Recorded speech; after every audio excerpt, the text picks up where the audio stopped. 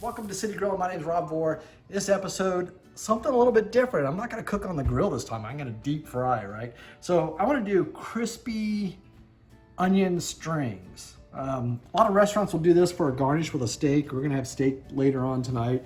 But just want to show you how this works. I have my mandoline. I'm just going to take an onion, slice it in half here. I'm going to place it on here. Now be very careful to do this. You don't want to cut your fingers. And I want to make some thin slices. So I've already got it set. So I'm just going to run through here real quick like that. And you can see, wow, these are nice. They're very thin. I'll break it apart a little bit. Again, this will be a nice garnish with a steak or whatever you might want to eat. So I'll go ahead and place these in some milk. You could use buttermilk. You know, that'll taste even better. I just have some milk. I've already cut some up already inside of here. Let this sit in the refrigerator for at least 30 minutes to an hour. And then we'll get ready to put them in the mix. And in the meantime, the mix is real simple, really. Some flour, about a cup and a half of flour, and some extra seasonings here. So I'm gonna sprinkle this all over in there. You can get the recipe at citygrilling.com, or I'll have it listed below here.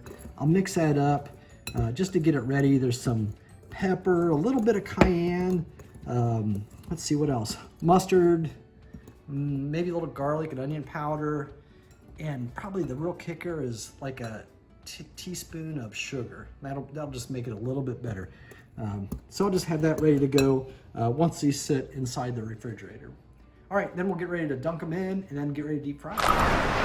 All right, I'm outside with my oil fryer right here. It's 375 degrees, plenty hot. So I'm gonna take my onions, maybe a small handful here, get some of the liquid off, put it inside my flour mixture here with the seasonings, just like so.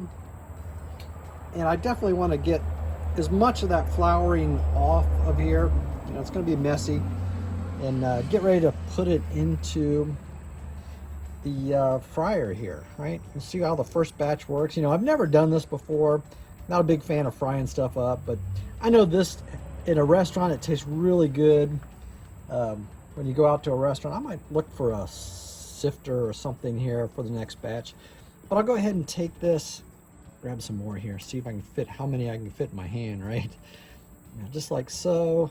We'll give these a taste once they get fried up. And then it's only gonna fry for about a minute, minute and a half, 2 minutes max, because they're fairly thin, right? So it won't take them much. So hopefully it won't splatter too much on me, but I'm gonna go ahead and place them in here. Spread them out a little bit, just like so. I'll find a few extra here that I have left over. Just like that. Wow, it smells wonderful. You can't believe the smell coming off of these, right? So let those fry up for about a minute, 2 minutes here. We'll watch them, make sure they get golden brown. All right, I don't know. It's been definitely a minute, maybe a little bit more. I can tell by the way they look, they're ready, right? You start to see that crispiness. So I'm gonna bring them out of here, out of the oil. And inside my grill, it's not on, but I have a cookie sheet here with paper towels in it to let it cool off, right? And what I'm gonna do with my dinner, when it gets ready, I'm gonna put it in the air fryer and heat them up and then serve them with my steak. While we're waiting though, I'm gonna go ahead and take a try here. Yeah, very good, very good. Wow, those will be great with as a side dish, or just a, I don't know, what do you call it, a condiment on the side to a steak dinner. So get the recipe at citygrilling.com, subscribe to my YouTube channel. You're gonna like this.